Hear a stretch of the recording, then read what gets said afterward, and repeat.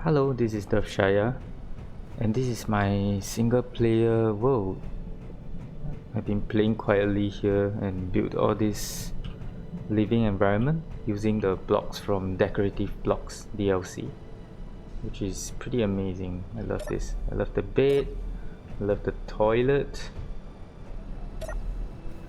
and I love the lockers, armory, soda machine, kitchen, doors. So many things to love about this.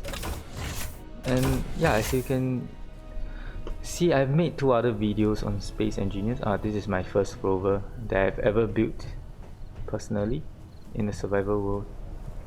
And yeah, I was working on this thing on my previous videos, and as you can see, it's different now. I've colored it, and I've changed the settings around.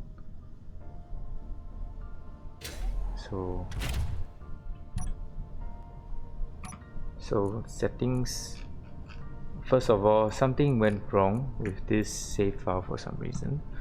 The lower and upper limits of the rotors have been reset to 0. I need to widen it to -45 and 45 just to let the wheels move around more flexibly. And another thing I realized is because the front wheels are the only one that has propulsion, the back wheels are just tagging along. I kind of need to keep the wheels on the ground for effective movement and safer movement as well, because sometimes flips happen when the vehicle is stuck in place because the front wheels are not driving the vehicle. Yeah, and hence I had to go to the gyroscope, middle gyroscope M, and activate pitch override to up to 0.5 rounds per minute. So I'm going to show you how it works.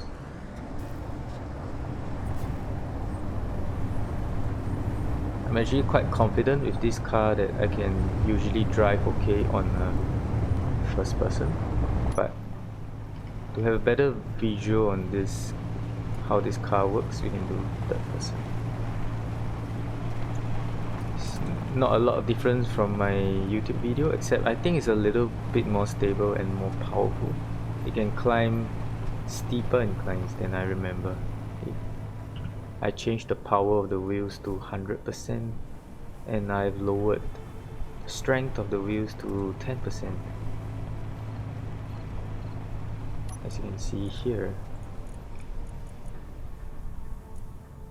Yeah. Friction is dialed up to 100% as well. Here.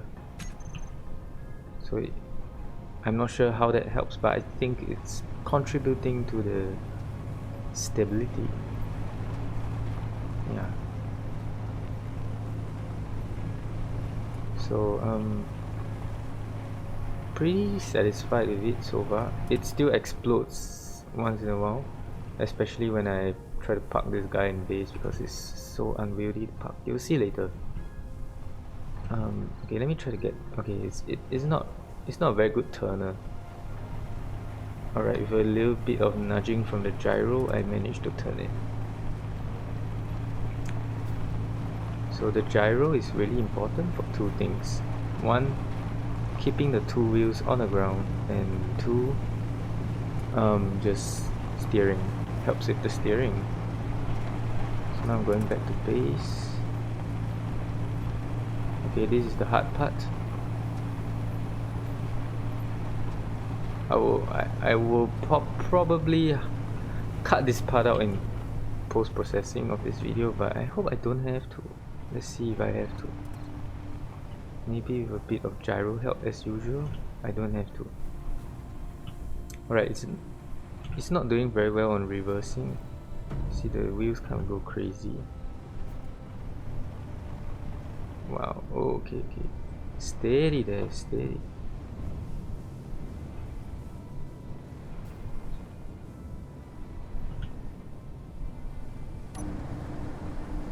There may be a lot more I need to learn about rovers and wheels.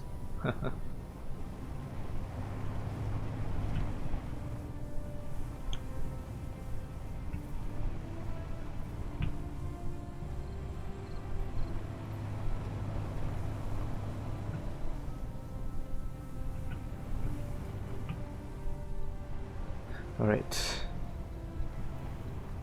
This is so hard. Oh, no. The bumpers protected a little bit, just a little bit. Right, something is wrong with the wheels. I can't quite place.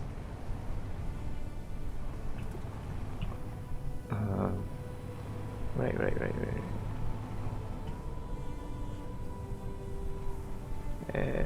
Yeah, it's probably one of the weaknesses of this vehicle, being able to reverse properly. Alright, we got it loaded up. Okay, need to be careful. Alright, there we go. Let's park safely. And now I want to show you kinda my pride and joy recently. Let's enter it through the side entrance I made for this purpose, to climb up to the helipad. And this is the DCVRX0 Lisp. I named it myself randomly.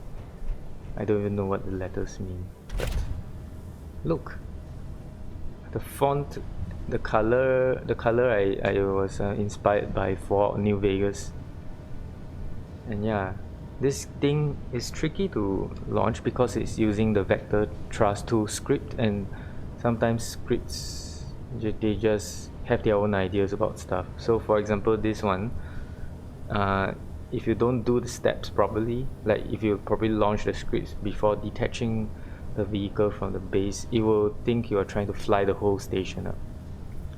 So I've actually written instructions here in this data pad. So yeah, to take off I had to turn off the battery recharge first, disengage parking, turn off standby mode, and make sure the thrusters are on, and lift off. So 4 steps. So turn off recharge is number 6, as you can see from the controller. Turn on recharge, and then disengage parking, turn off standby mode, which is number 4, and the script has initialized, so I just turn on thrusters, and now I am in the air. So you see how this VTOL works is it uses the Vector Thrust 2 script, which I'll put in the video description. And I have also built this VTOL based on another workshop vehicle called the VH2 helicopter. I think that's what it's called. I'll also attach that to the description. Yeah, with this I can fly properly without using the HUD, because I have everything I need. So it also has the bottom camera. I can use it for landing. Right now there's no meaningful information. And I can increase and decrease acceleration, turn on and off thrusters, turn on cruise mode. So cruise mode works by, oops, I just got out of the vehicle by accident. Cruise mode works by say normally when you fire forward and then you stop, it does this thing where it tries to stop the thing. But what if you just wanted to stop thrusting so much, so to save energy? So you turn on the cruise mode, which is number 3 on this vehicle, and that means it won't try to dampen your motion. It will keep your aircraft flying forward like that. You're gonna crash on the cliffs, so better turn on dampeners for now. And the thrusters button just straight off turns off just and you start falling. And then the standby mode, I will activate later as I park. If I activate in air, of course it turns off everything as well. Yeah, and then there's the acceleration. So if you look there, there's a target XL, which is 1G. I can increase it. There's the buttons are 7, 8, 9. 7 to lower it, 9 to increase it, and 8 to reset. So I can increase it. This will fly faster. Oh no, it's not a good idea to pitch down and fly fast. It's like flying. You can hear from the sound that it's doing some powerful thing. Reset it to 0. You reset it to 1 and then lower it. This time it flies really slowly. Yeah. Right. So let's land now.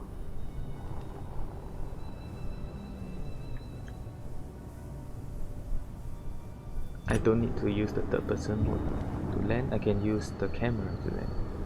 So turn on the camera and do a descent.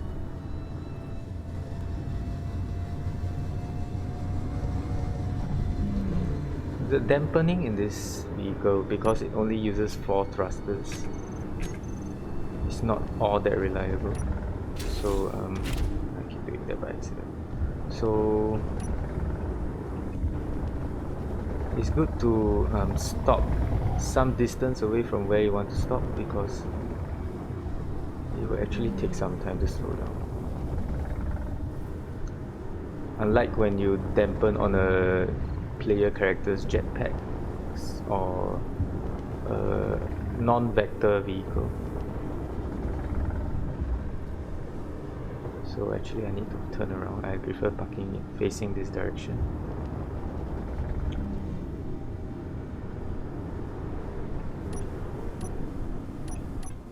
So it's actually doing this.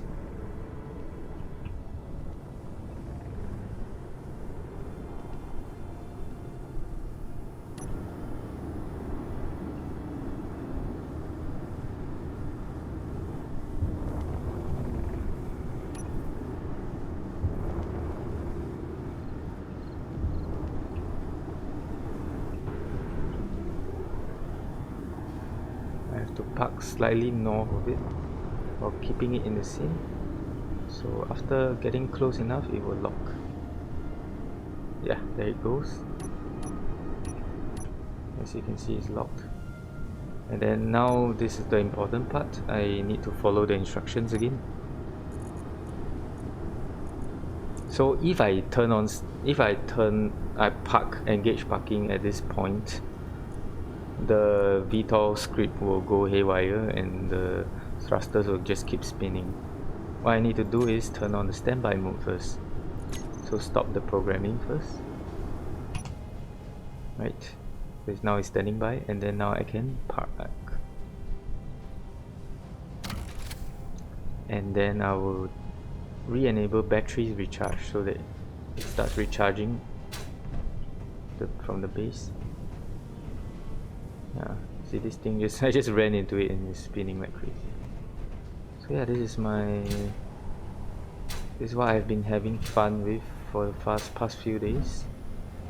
I built a decoy there because I heard that lightning storms will strike the decoy rather than strike where you are.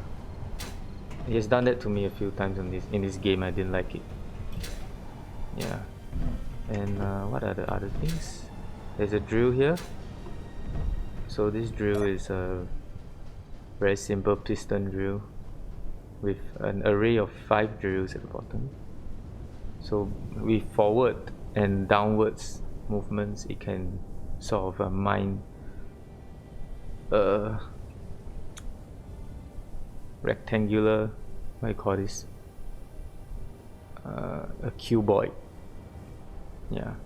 So the commands, I can make it move back a little bit to get more resources. Yeah, and this is how I've been getting my stone rather than mining manually.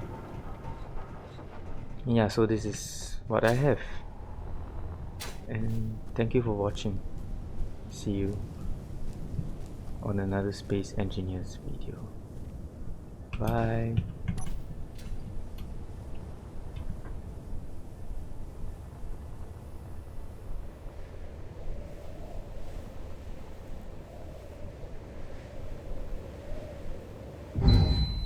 Ow, that hurt.